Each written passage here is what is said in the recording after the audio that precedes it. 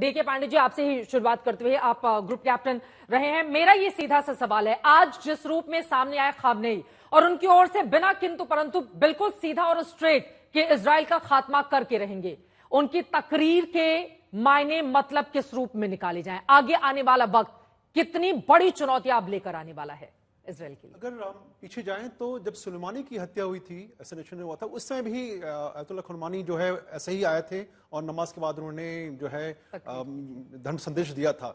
किस प्रकार का धर्म संदेश है हम सब देख रहे हैं। बिल्कुल। जहां तक आज की बात है, आज के संदेश में दो बातें तो बहुत साफ हैं। उन्होंने कहा अगर जरूरत पड़ी तो मतलब अगर जरूरत पड़ी, उसकी परिभाषा क्या है? जरूरत कब पड़ेगी, कब ये डिसाइड होगा कि जरूरत है? तो इसका मतलब उनकी तरफ से अभी और लड़ने की क्षमता है कि नहीं, इस पर बहुत बड़ा प्रश्न चिन्ह है। दूसरी बात कही उन्होंने, आपको ऐसा क्यों लग रहा है कि और लड़ने की क्षमता है या फिर नहीं है? देखिए, अगर वो तो धमकी भरे अंदाज में सामने आया ना, ये कहते हुए कि इजराइल का खात्मा कर देंगे। देखिए, ये तो पोस्टरिंग बहुत जरूरी है कि आम जनता के सामने जब वो संबोधन दे रहे हैं तो वो चाहते, लोगों को पता है कि इसमें पूरा ईरान जो है एक जुनून में है, तो उनकी भावनाओं को और किस प्रकार से संभाला जाए, उसके लिए जरूरी है कि उनकी भावनाओं के अनुसार बात करें। तो ये एक पॉलिटिकल राजनीतिक तरीका है संबोधन का।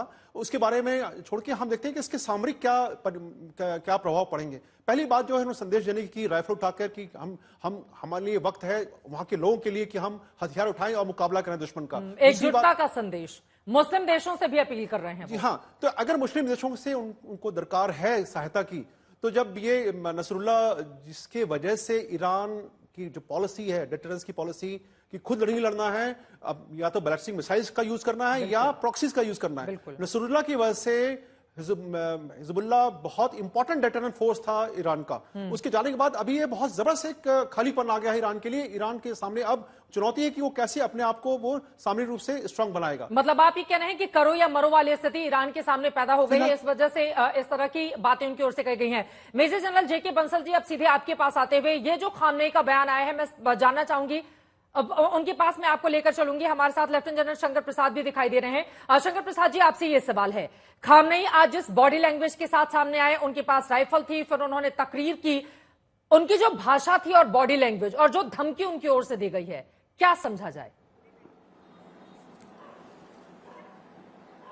देखिए, सबसे पहले तो ये मानिए कि उन्होंने कहा है कि मिसाइल का दोबारा इस्तेमाल कर सकते हैं। इस बात को एक सेकंड के लिए छोड़ दीजिए, ठीक है कर सकते हैं, लेकिन उसका क्या एंड रिजल्ट निकलेगा वो आप 2 दफा देख चुकी हैं, पहले मिसाइल अटैक में और दूसरे मिसाइल अटैक में। अब जो बात उन्होंने कही कि हम इजराइल का बिल्कुल सत्यानाश खत्म कर देंगे, Israel will be completely removed, तो आप एक बात मत भूलिएगा, जब 1947 में इजराइल खड़ा हुआ था, उस समय इजराइल का यह था कि we have to fight for our existence. Israel वहां पर छोटा देश है, वो सिर्फ अपनी सेफ्टी के लिए वहां खड़ा है। They have to save themselves. और चित्रा जी, आज हो गई 4 अक्टूबर, 7 अक्टूबर लास्ट ईयर में जरा अपना मन भी ले जाइए और हर एक इजरायली का मन ले जाइए। उस दिन जिस तरीके से वीडियो टेप्स दिखाएगा टेररिस्ट ऑर्गेनाइजेशन हमास ने, जिस तरह लेडीज के साथ उनका ट्रीटमेंट जो वीडियो पे दिखाया गया, जिस तरह बच्चों को सिगरेट से जला के दिखाया गया, जिस तरह से 1200 आदमियों को, बेहत्तों को मार दिया, 250 हॉस्टेजेस ले लिए, क्या उस पर हमारा ख्याल नहीं जा रहा आज? बिल्कुल, मेरा तो जा रहा है, आपका भी अवश्य जा रहा होगा। ये सोचिए कि हर एक इजरायली के मन में वो क्या पिक्चर आ हो रही है, वो पिक्चर उनके सामने आ रही है आज, तो उससे उनका खून उबल रहा है कि नहीं उबल रहा? बिल्कुल। तो हम ये समझ के चलें कि एक तरफ तो पोस्टरिंग हो रही है, एक तरफ तो ड्रामा हो रहा है ईरान की तरफ से, और एक तरफ यहां खून बॉयल कर रहा है। आपको भी मुझे तो गुस्सा आता है ये देख के कि किस तरह से उन्होंने ट्रीटमेंट किया है। बिल्कुल। तो हर एक जगह आप देखेंगी, इजराइल ने कहीं पर अपनी तरफ से शुरुआत नहीं की। उन्होंने जब हमास ने उनका होस्टेजेस लिए और मार दिया और लेडीज के संग इस तरह का व्यवहार किया, तो उन्होंने हमास के ऊपर हमला किया। उसके बाद हिजबुल्लाह ने पहले इजराइल के ऊपर हमला किया, हिजबुल्लाह का जवाब दिया। हूती ने अटैक किया, हूती पर जवाब दिया। सीरिया से जवाब आया। ईरान ने जब पहला मिसाइल अटैक किया तो उसका जवाब दिया। तो अब हर जगह आप देख रही हैं कि इजराइल अपनी तरफ से एक रेस्ट्रेंट दिखा रहा है और वो कह रहा है कि अगर आप हम पर कुछ करेंगे तो हम कर कर दिखाएंगे। अब इस समय जो हो रहा है खास तौर से ईरान के साथ, आप देखिए ईरान ने अभी परसों मिसाइल छोड़े हैं, उसका जवाब अभी तक दिया नहीं है। उसका सिर्फ इतना कहा गया है कि हम इसका जवाब अवश्य देंगे, किस प्रकार से देंगे, कहां देंगे, क्यों देंगे, कब देंगे, वो बताया नहीं है। लेकिन हम आज समझना चाहिए जो इस चीज को स्टडी करते हैं दिनों रात कि इस समय इजराइल के पास क्या क्या विकल्प हो सकते हैं। ऑयल इंडस्ट्री को तबाह कर सकते हैं, उनके पास इस किस्म की क्षमता है, उनके न्यूक्लियर पर अटैक कर सकते हैं। हालांकि अमेरिकन प्रेसिडेंट कहते हैं भाई इनके न्यूक्लियर पर अटैक मत कीजिए, उनके साइबर अटैक कर सकते हैं, उनके ऊपर शिपिंग लाइंस बंद कर सकते हैं अमेरिकन फोर्सेस के साथ जो मेडिटेरियन में इस समय हाजिर है, उनके एयरक्राफ्ट कैरियर वहां। तो देयर आर मेनी ऑप्शंस। ये मत सोचिए कि एक ही ऑप्शन है, उनके पास एक दर्जन ऑप्शन है। तो वो क्या करेंगे ईरान के साथ, वो सब हवाई एरियल से होगा, कोई फिजिकल अटैक तो होगा नहीं। ना इजराइल ना ईरान उसके ऊपर कोई डायरेक्ट अटैक कर सकता है, वो भी मिसाइल से करेगा। उसके लिए ड्रोन का उनके पास आयरन ड्रोन का कुछ ना कुछ तो है। हालांकि 100% नहीं हो सकता, 80-90% तो ड्रोन रुकते ही है ना, तो कुछ ना कुछ डैमेज होता है, लेकिन मेजर डैमेज नहीं होता। तो हिजबुल्लाह के लीडर्स को मार दिया गया है। अभी ये सोच रहे हैं कि इजराइल यहां पे ठंड पड़ जाएगी, कतई नहीं हो सकता। इस समय इजराइल का खून उबल रहा है और आज 7 तारीख के दिन दोबारा उबलेगा। आप देखिएगा ये कि जिस तरीके से तस्वीरें 7 अक्टूबर को दिखाई गई थी, वो तस्वीरें अगर आज कोई टेलीविजन चैनल दोबारा दिखा दे तो सारा वर्ल्ड ओपिनियन बदली होने शुरू हो जाएगा। ये बहुत तो बड़ी बात यकीनन आपकी ओर से कही जा रही है, लेकिन चिंता की बात तब और ज्यादा बढ़ जाती है जब खामनेई सामने आते हैं। वो हिजबुल्लाह का समर्थन करने के साथ साथ हमास का भी समर्थन मेजर जनरल के सना जी वो करते हुए दिखाई देते हैं। तो खामनेई अगर इस रूप में सामने आकर हमास हिजबुल्लाह का समर्थन कर रहे हैं, क्योंकि जिन तस्वीरों की बात शंकर प्रसाद जी कर रहे थे, यकीनन उसने सभी को विचलित किया था।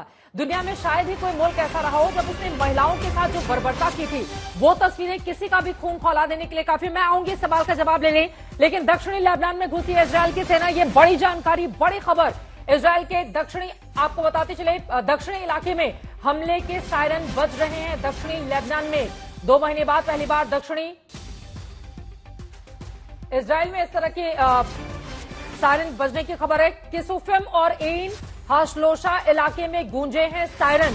ये इस वक्त की बड़ी खबर, बड़ी जानकारी निकलकर सामने आ रही है। आगे स्थितियां क्या होंगी, यकीनन सभी के लिए ये बड़ी चिंता का विषय बना हुआ है। हमास हमारे नागरिकों को डरा रहा है, ये कह रहा है इजराइल। हमास की दहशत के खिलाफ कार्रवाई जारी रहेगी। आईडीएफ की ओर से ये 2 टूक स्पष्ट कर दिया गया है।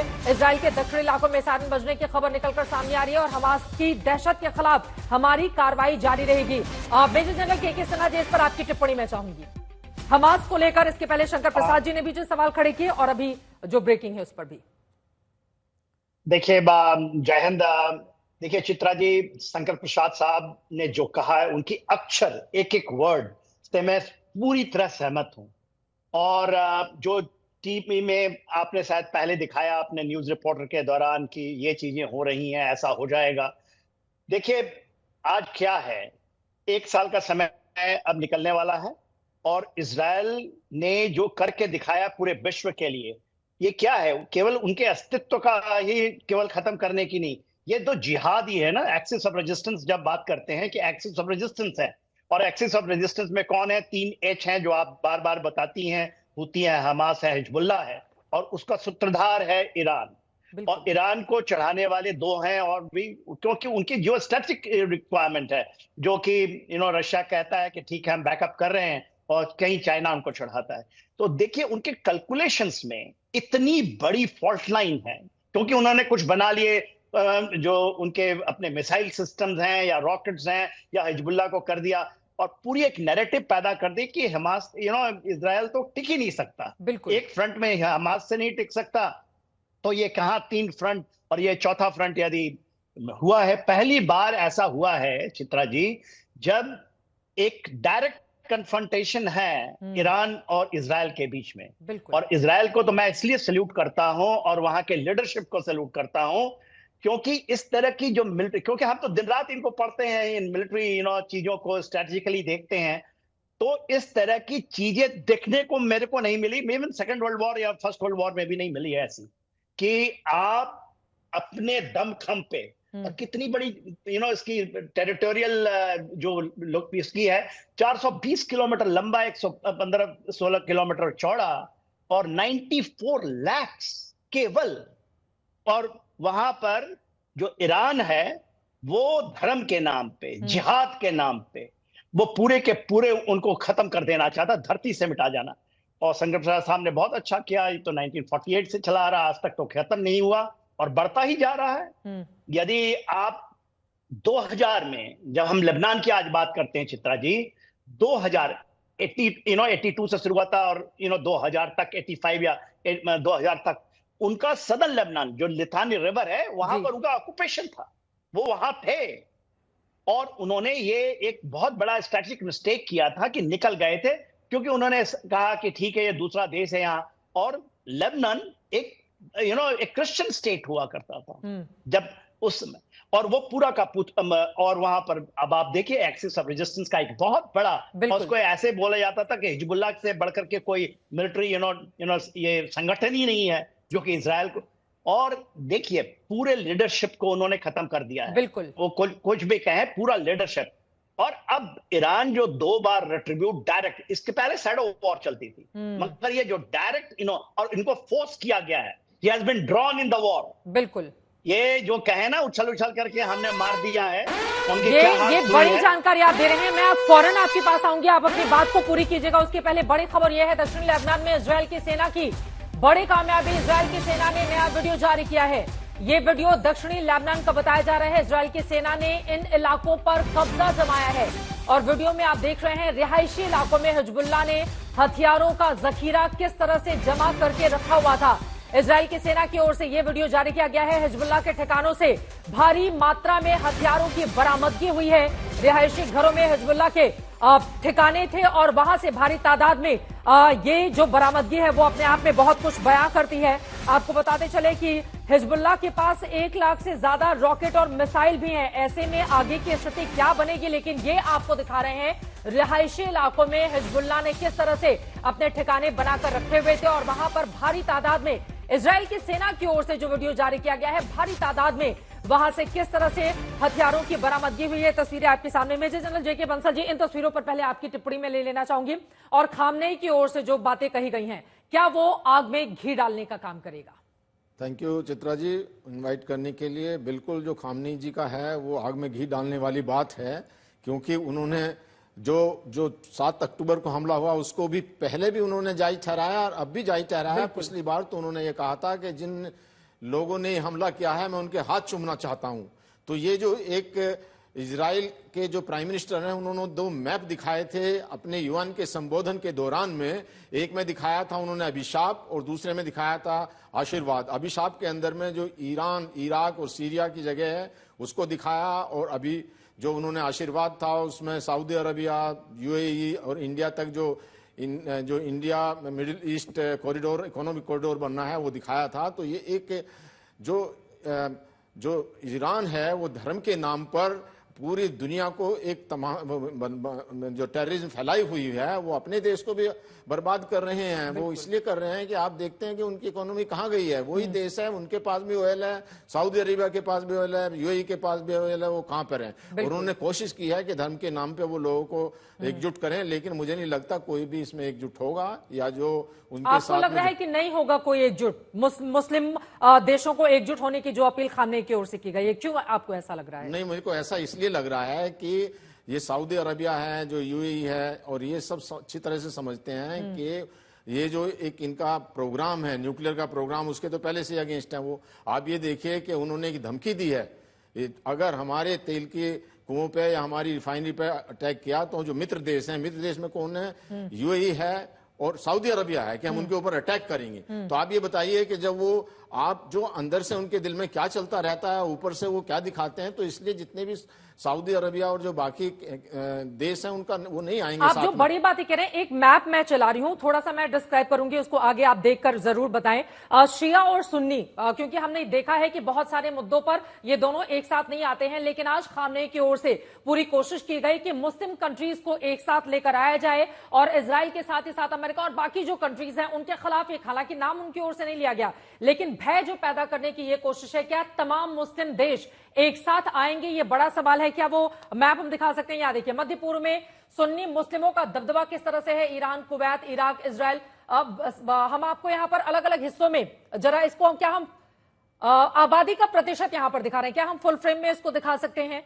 फुल फ्रेम में दिखाएं, अगर थोड़ा सा विजुअल बाद में दिखा पाए। मध्य पूर्व में सुन्नी मुस्लिमों का दबदबा किस तरह से है, ये आपको अलग अलग हिस्सों में कलर के हिसाब से हम आपको प्रतिशत दिखा रहे हैं। आप देख पा रहे हैं कि जहां पर लाइट येलो है 5 से 20%, जैसा कि तस्वीरों में आप जहां पर सबसे ज्यादा डार्क है ईरान में, यहां पर देखिए, मैं चाहूंगी कि अगर आप इसको डिस्क्राइब कर पाए। मध्य पूर्व में सुन्नी मुस्लिमों का दबदबा है, दूसरी तरफ शिया है, क्या वो एक साथ आ सकते हैं? यही शिया और सबसे बड़ा सुन्नी एक सवाल साथ है। नहीं आ सकते। शिया जो है वो इराक में है, बहरीन में है, अजरबैजान में है, वो इससे बिल्कुल भी एक साथ नहीं आएंगे। और ये जो ये कंट्रीज हैं जिसमें खासकर के सऊदी अरबिया है और जो आपके कतर हैं, आपका कुवैत है, ओमान है, ये सारे जो कंट्री हैं, कम से कम 10 कंट्री ऐसे हैं जिसमें मिलिट्री बेस है यूएस का। और ये मैप पे जो हम दिखा भी रहे हैं, हाँ, ये इसको कैसे डिस्क्राइब करेंगे? हाँ, इसको डिस्क्राइब ये है कि जो इसमें जो सऊदी जो ये कंट्रीज हैं जिसमें सुन्नी बहुलात है, वो कभी उनके साथ में नहीं आ पाएंगे।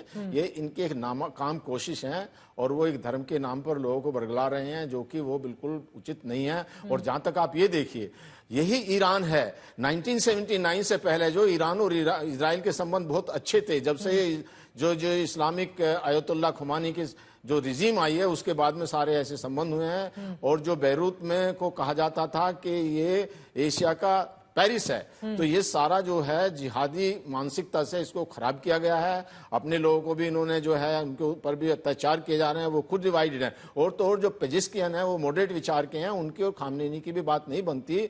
आपको ये पता होगा कि जब खामनेई ने कहा कि अटैक करो पेजिस्कियन से, तो पेजिस्कियन ने कहा कि नहीं, ये समय नहीं है। तब खामनेई ने ये कहा कि अगर हम अटैक नहीं करते तो हमारे ऊपर अल्लाह का कहर आ जाएगा। आप बताइए, इसी तरह की जो है गुमराह करने वाली बातें कही जाती हैं, उससे कोई फायदा नहीं है। लेकिन वो अपनी तकरीर में इस तरह की बातें, मतलब आज अगर उनको गौर से सुना जाए तो कुछ इसी तरह की बातें आज भी शब्दों का हेरफेर उसमें जरूर हो सकता है कहते हुए नजर आए।